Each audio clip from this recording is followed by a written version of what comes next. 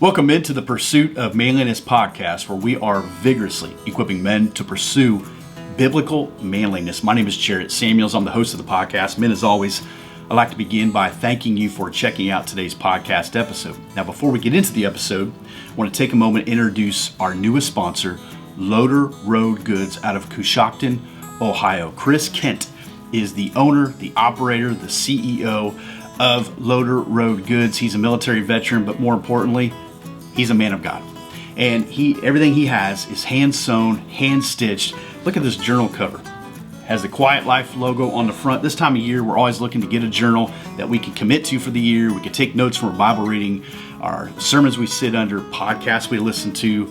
Go visit Loader Road Goods. And when you do, put in the discount code, A Quiet Life. You'll save 15% off your order. A Quiet Life, all capital letters, one word. When you go to his site, you're going to realize he's got a lot more than journal covers.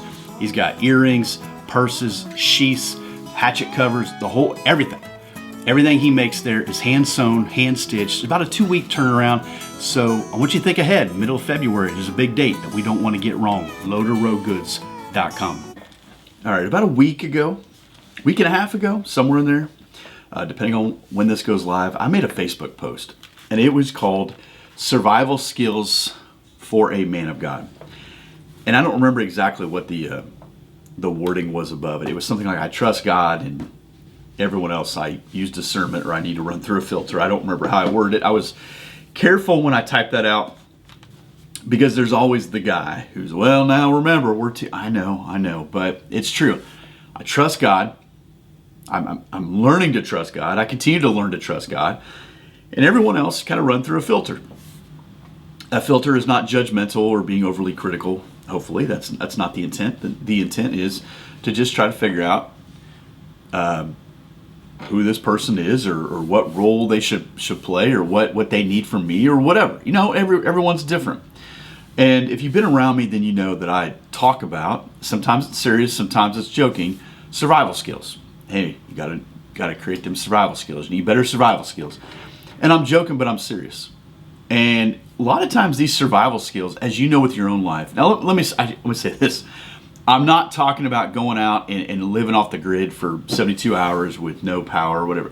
Yes, I'm for that. But what I'm talking specifically about on this right here, on this podcast, is more like your home and relationship survival skills, which I think we all need to cultivate. However, let me give an example. I've shared several years ago, I was on a fishing trip in Canada. I don't know a lot about fishing, and I'll go with you. I'm not great, but I'll go with you, and I can, throw a line in the water, whatever. And I went with these guys. They had been before, and I had not. And we had 2 boats, so 2 guys in each boat is what we had. We're staying in a cabin. The first night we go out, and we're catching some fish, whatever. And I mean, it turns pitch black pretty quick.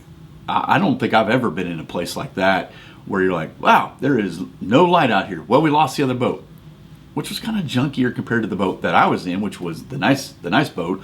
Not because of me, because the guy who was running the show, it was his boat, and we lost him. And so I went back to the cabin. I thought, we're going to have to go look for him. I don't know what this looks like. And I put on about every layer I could find, and I'm grabbing the hot hands and the flashlights, and I'm like, I don't know what I'm doing, but I'm just trying to be prepared to be out in the cold, in the dark for a while. And as the good Lord would have it, they come walking up the dock as we're going out. And I mean, like one guy in particular, and he's a dude. He was like shaking to the point you could hear his zipper rattling off of like his fleece. I mean, we were not prepared to be out in the cold like that. That could have went south real quick. A couple days later, we're out and a storm comes. And I'm like, man, this is a bad deal. We should probably get back. Well, that's what a non-fisherman would say, because a fisherman says, keep catching. And that's what we did. We just kept catching fish. And I'm thinking, this seems like a bad idea.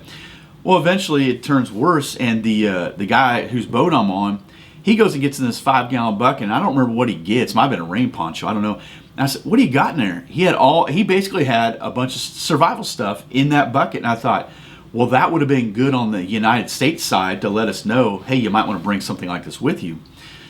So I could go on and on and on about that trip and about that storm in particular, but we're alive to tell about it. So when I went back home, I said, well, that will never happen to me again. I will be prepared next time. And I started to go through a list and scenarios of what I thought I needed to carry with me so that I was prepared if that situation would arise again. And that's the way it is with life. At least it should be that way. You go through some stuff and you say, okay, that happened. How do I make sure, or how do I get better prepared for the next time something like that could potentially happen, or so I don't end up in that same scenario again? The joking part of me would say things like, this is why you take 2 cars to church. This is why you get your food to go and you don't have to dine in the restaurant. This is why when a school wants to do a fundraiser, instead of making 6,000 cookies, you just say, how much money do you need? I'd rather give you that, okay? Those are different survival skills. So when I look at this post, there was some guys that, appreciated or like shared it or, thought highly of it, whatever. And then there was guys that were like, hey, I got some questions about it. That's why this conversation is existing right now. First and foremost, there's 5 of these, by the way. The first and foremost, the one that you have to get right, is you need to spend time daily in the Word and prayer. I do not know how you guys are trying to get through this life who do not get in the Word. I don't know how you're doing it. And I got to believe your faith, at best, is on shaky ground. Now, I want to share this before I get too far into being in the Word and prayer and the rest of them. 1 Peter 5:8, be sober-minded, be watchful. Your adversary, the devil, prowls around like a roaring lion seeking someone to devour. Now, that's the verse. There's more. He goes on to resist him, firm in your faith, all that, okay? I don't want to give you the idea that as Christians, we have to walk around Braveheart style, just waiting to charge. But we're also not doormats, okay? Be smart. Be smart. You're going to have some stuff today that's going to catch you off guard. You're going to have some stuff today that's going to tempt you. You're going to have some stuff today that's going to defeat you. We had a call last night at Tribe about some things that have hardened our heart through the years. And I think like 20 some guys shared. And the things that they shared, it's a good reminder. We all have stuff. When I get in the Word every day and I spend time in prayer, it's a game changer. We in Tribe, we have a reading plan, so we go through that right now in the Quiet Life community. We're reading Proverbs. We have these things, the rhythms that we're creating and cultivating, so that it becomes more natural for us. And in prayer, you could sit at your desk or sit in your prayer closet or sit in your car or sit in your driveway or wherever, and you could have a good 20, 30, 40, 50, whatever minutes of prayer. You could do that, and you also could pray continuously. Whatever you need to do, but be in prayer. I don't know how you try to get through life without being in the Word and prayer. And using prayer as like your emotional support ambulance isn't going to work. I mean, dialogue with the Lord. The first thing I do is thank God for the day. I thank Him for Jesus. I thank Him for my wife and kids. I thank Him for, the ministries and opportunities that He's allowed us to be a part of, and then I start to kind of, drift, if you will. Okay, I'm going here, whatever. If there's a prayer request for a person, if there's whatever. But I want to make sure at the top is thankfulness for these things that are right on the forefront of my mind, because I can have an ungrateful spirit pretty quickly. I can be discontent at a moment's notice. And so getting time in the Word and prayer, our reading today in Tribe, my family's reading it, my nephew's reading it, we're all doing it. And we were looking at a text today, it was Exodus 9, and I said, why did God not wipe Pharaoh out? Well, He tells him, I didn't wipe you out yet because I'm raising you up, so my name will be on, the glory will be on display. And one of the things I sent a message to my people is, hey, when you're going through tough times, look for God's glory. It's going to be there. He's going to show it to you. But if you're not in the Word and you're not in prayer daily, you're kind of winging it, or you're kind of trying to be religious or pull something from a well that is bone dry. There's nothing there. So I would say if you can get anything out of this, it would be get in the Word. And maybe you're not good at getting in the Word. I understand. You're like, Jared, I've committed time and time again. I got myself a new journal. I got a reading plan. I did this, that, or the other. I would tell you, get in a community somewhere. We're going to get to that. That's the next one. But I want to say get in community. That will help. Get in Tribe when that opportunity presents itself here later in the spring. Not everybody who gets in Tribe gets in the Word, but we're in the Word, and it's a place where you can get in there. That's number 2. Number 2 is remain connected to godly community. Now, I've said before, my wife is my best friend. She's not my only friend. Okay? So at the end of the day, if I got to pick one friend, I'm going with my wife. That's her. Okay? Outside of Jesus, she is the greatest thing that has ever happened to me. And so when I talk about survival skills, like there are things that I have learned through the years because I want to be a better husband for her. And I'm not a great husband all the time, okay? Not breaking my arm, patting myself on the back here. I'm just telling you, there are times that I have not been a very good husband, especially in the early years where I had no clue how this thing was supposed to go. You know, I said the other day, my best survival skill probably when I first got married was just show up at the same place every day. I thought that was a good starting point. Just show up at the same place every day. It is, but that ain't going to hold it together very well. So because of her, I've learned some relational, spiritual survival skills. Because of my kids, I'm blessed to have 3 kids. I mean, they are a blessing from the Lord, and that's caused me to learn more survival skills for them. Sometimes it's simply just listen. Sometimes the survival skill is just be quiet and listen. There was something that was happening recently in our home, and there was some drama, and I'd like to weigh in, and I'd like to give my input. And I felt like the Holy Spirit said, just listen. That will be all that is required of you right now. So that's what I tried to do. Just listen. But beyond that, I need a brotherhood. I do. And I've said before that when I started to recognize that I needed a brotherhood, I was not a guy that a sound man of God would say, I need that dude in my corner. I wasn't. I was immature, incredibly selfish, cynical, bitter, and had a lot of stuff that the Lord had to work out of me. And so get those guys in your corner. Get around better men. But just signing up for your men's group or just signing up for tribe or signing up for, whatever is coming across your path, that will not be enough. You have to get into the community and remain connected to it. The best way to remain connected to it is not just showing up. Because I've heard guys through the years say that. Just show up, show up, show up. Listen, man, the devil will show up. The devil will show up. We're not lacking on that. Show up with a valued presence. Show up prepared. Show up ready to engage. Show up ready to stay longer if needed. Ready to pray when called on. Show up as a man who is equipped and has done the work. Yeah, be there. No question about being there. But again, anyone can get there. I've been a part of plenty of groups where guys were showing up only to find out they weren't living it out. So remain connected, godly community, engage in that community, do what the community's doing. And if the community is not doing anything of value, you might either need to scoot on to a new community, you might need to start your own, or maybe you just lean in a little harder and be like, okay, guys, what are we doing here? And sometimes it's a come to Jesus conversation, and it's let's define the purpose of this. What are we really doing? But if you need to start your own, this is why we talk about Tribe Builder. I want to resource you up. I want to make it cost effective, resource you up, get some guys there. You're doing regular reading, you have some regular conversations. Hey man, let's just see if we can't build better men. And as we talk about, we build better men together. And that gets me to number 3. Keep your head on a swivel. What does that mean? Keep your head on a swivel. Well, the phrase, at least where I learned it, is in football.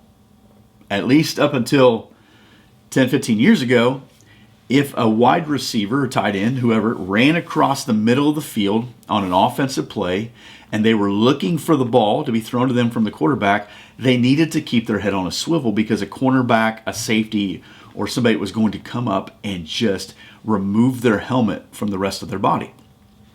And so keep your head on a swivel means I'm watching out. I'm looking to the left, to the right. A lot of passes dropped when we're keeping our head on a swivel and we're not looking for the ball, right? We're already trying to turn upfield.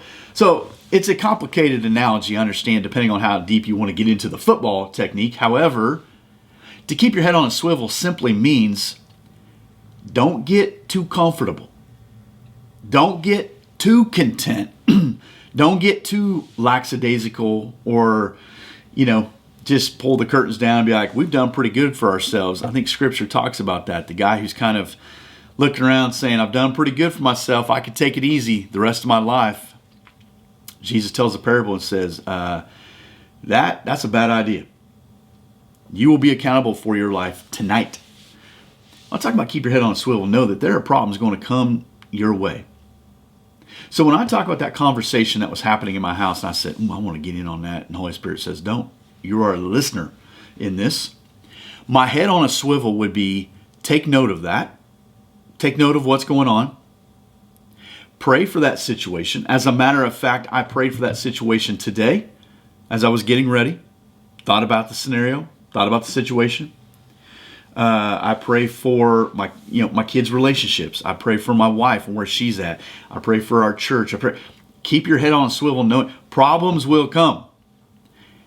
And while I would like to walk around with a 5-gallon bucket of survival gear, there are times that we're just not ready for it. But keeping my head on a swivel says I'm going to do some things to make sure I'm prepared for that. Well, how can I make sure I'm prepared for problems that are going to come my way that I don't even know are going to come my way? It's real simple. Do the first two. Get into word and prayer.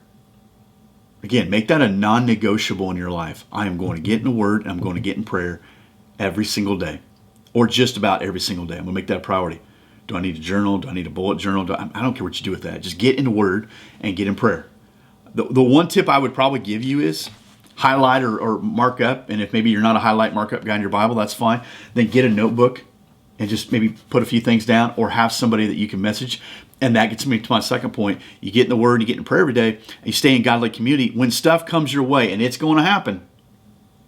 It might happen before the week is over. It might happen before you get out this month or get into the spring. I don't know. But it's going to happen.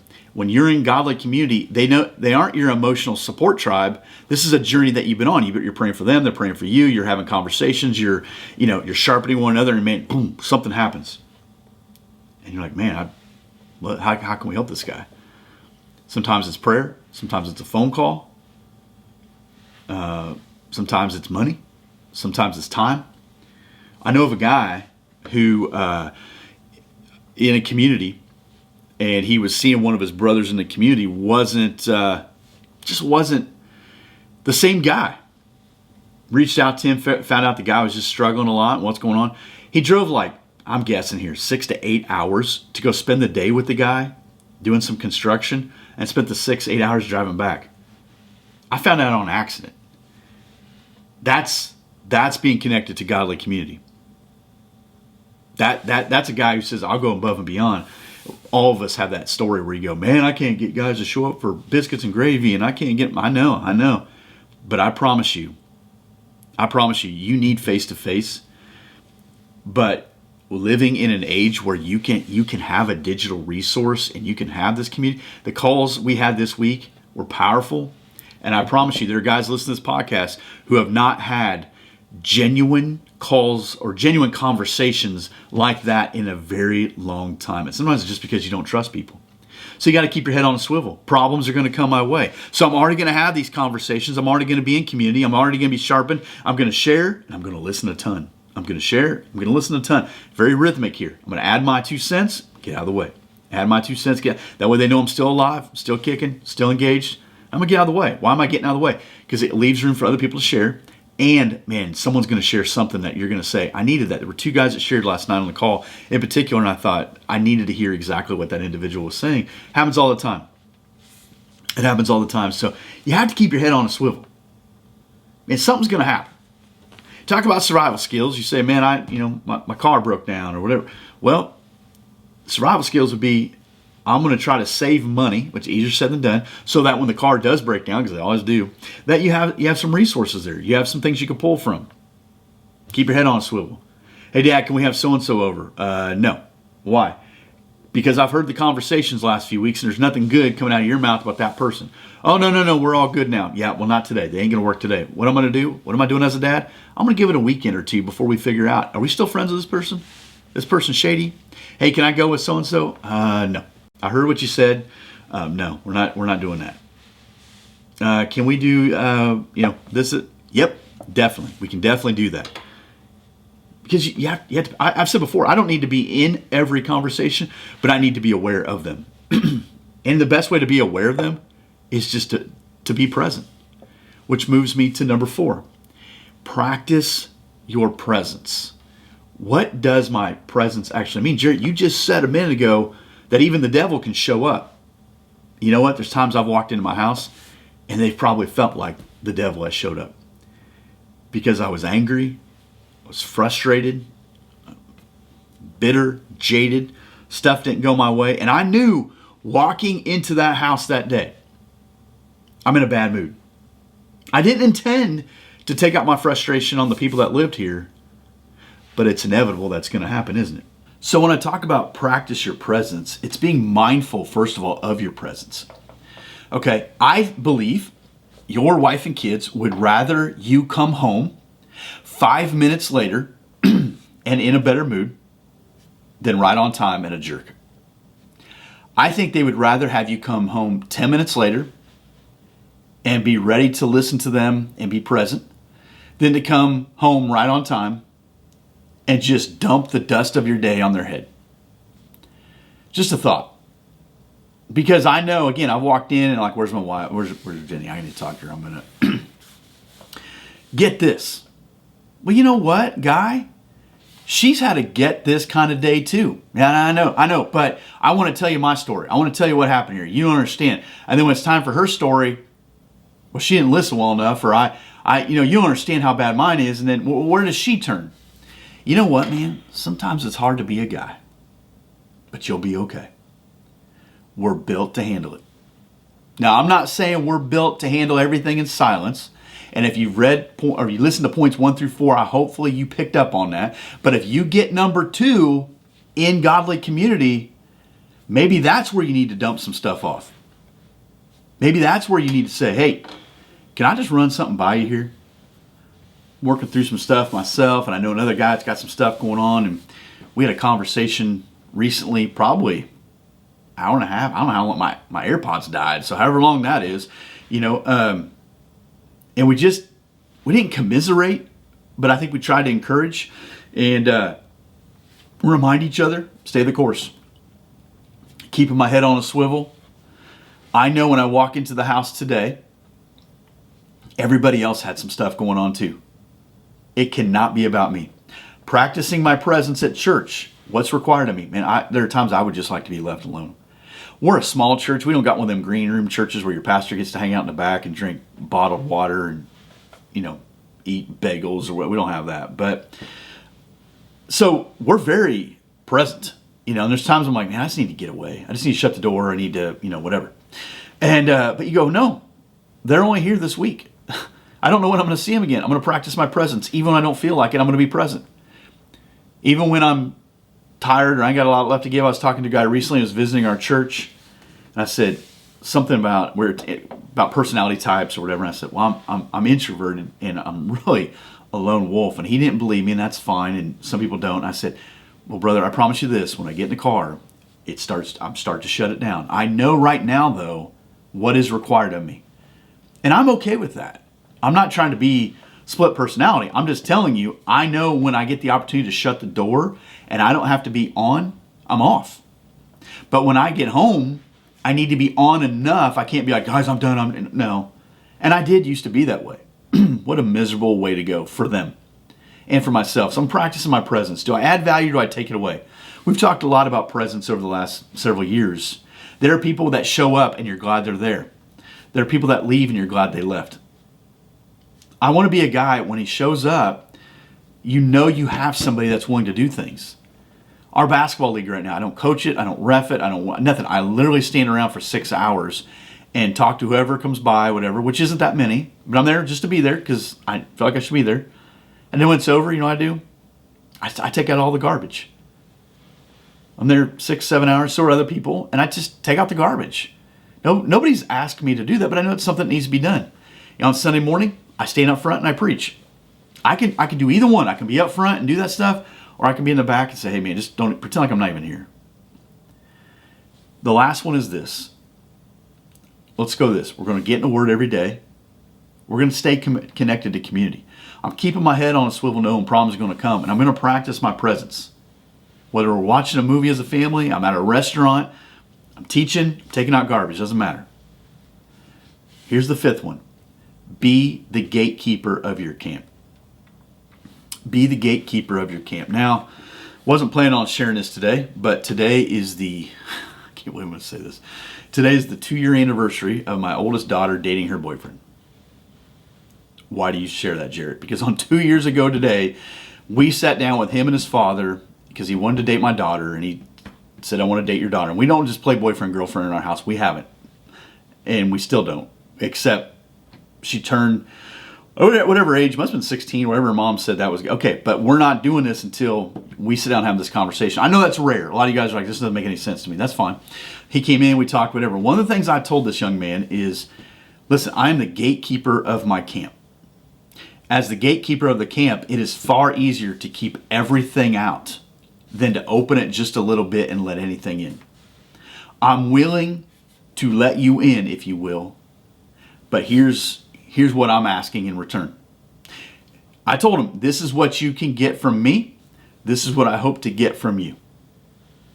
And I got nothing bad to say about the guy. I'm just saying, I felt like as a father, I was given an opportunity. I need to take advantage of that.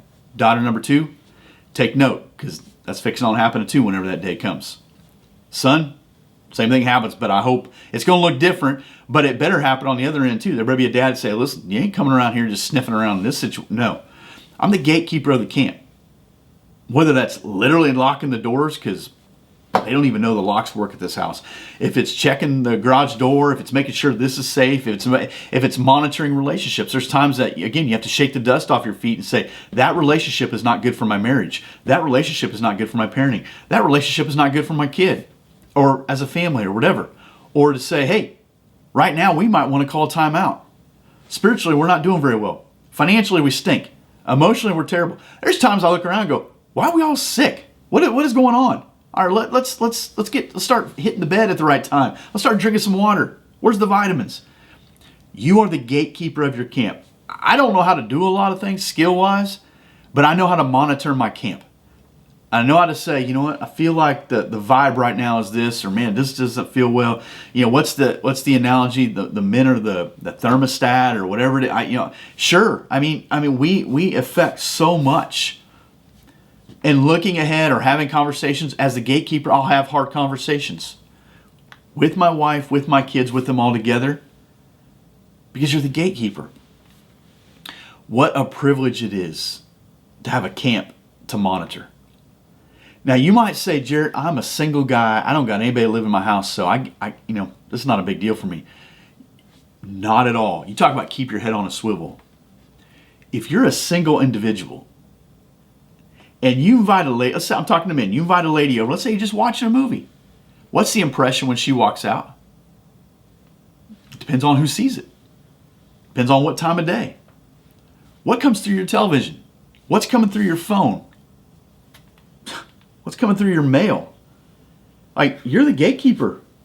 Keep that camp clean. Keep it where it needs to be. That could be from the food that you have in the house. You say, man, I'm way overweight. Well, then get rid of the Haagen-Dazs. Stop keeping all the little Debbies around. Like, get some fruit, Or you say, hey, man, I'm a slob and my camp is a disaster. I am a firm believer that your space is reflective of you. It tells a story of who you are. Your desk, your office, your car, your garage, whatever. Man, how's your camp? What does that look like for you? If you're the gatekeeper, you might go, we have turned into slobs. This is not who we are.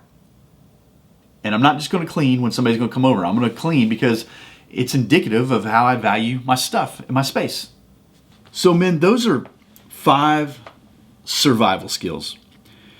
But as I made that post 10 days ago, and as I'm having this conversation with you right now, what has come to light, if you will, and I already kind of knew this, but it's just becoming more and more of a reality, is there are so many that we could add to this list. There are so many survival skills that we could add to the list when it comes to even breaking these down individually. There are so many survival skills we could add when it comes to being married, when it comes to raising kids, when it comes to your involvement in church, when it comes to you being at work. And when I talk about survival skills, I know, again, as I said in the beginning, the first idea that will come to mind is like life or death situations. You say, well, it's not life or death. No, it's not most of the time, but it can be. You can have a marriage ruined by just real, simple, haphazard decisions because you didn't keep your head on a swivel. Because you didn't think it was a big idea to hop in a car with that lady. You can have nobody in your life because your presence is just garbage. Because you take more than you give. Because you're negative. Because everything is, you just walk around with this rainy cloud. You Eeyore every situation.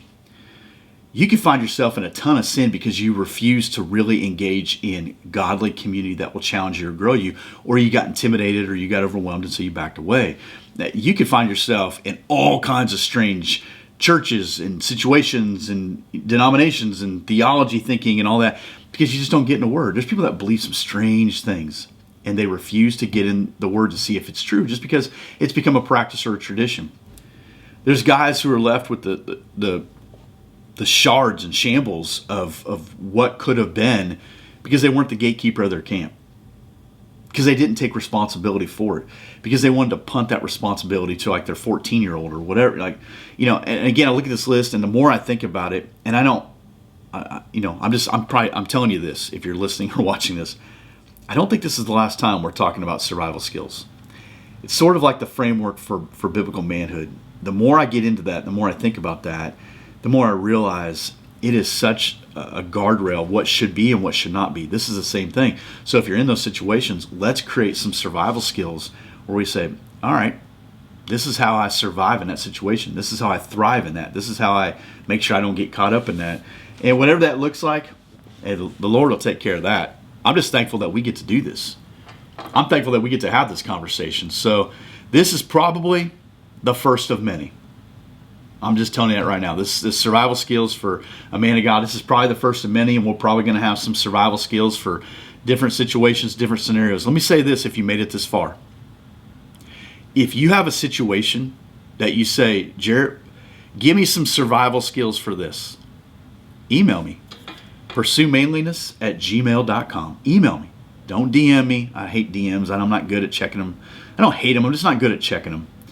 Email me, PursueManliness@gmail.com. You say, Jarrett, I have this situation. Give me your survival skills. Brother, I'm always thinking about how we can thrive or survive in those situations. So, and I would love to work it out. I'd love to get in the Word and see what does the Word say and get in my community and be like, what do you guys say about this? And let's equip one another. Let's equip one another to thrive in these situations, not just try to get through them or, let's survive and be like, man, I thrived in that. One of the best things about, like, we talk about like survival skills or stealth camping or all that I said in the beginning we're not doing, is not just doing it, but thriving while you do it. And to me, that's a big deal. And so if you have something, if you've made it this far in the podcast and you have something, you say, man, this is a scenario. I'm going through a divorce. I have a custody battle, or I have a job that stinks, and I have a boss who does this, or what do you recommend? I don't know if I'll have an answer for it, but I'll try. So men, as always, thank you for listening. Thank you for watching. Thank you for subscribing, sharing the show with your guys, your friends, whoever, man. I'm humbled anytime I'm on a social media and I see something I recognize and one of you guys has shared it. I really appreciate it. God has built a very strong community here, and I'm thankful that I get to be a part of it. And that's why I end with that. If there is something, a situation, a scenario, whatever, and you say, give me some survival skills for that, I'd love to help if I can. And maybe we'll do a podcast about it. Thanks for listening. Thanks for watching. And let's keep pursuing biblical manliness.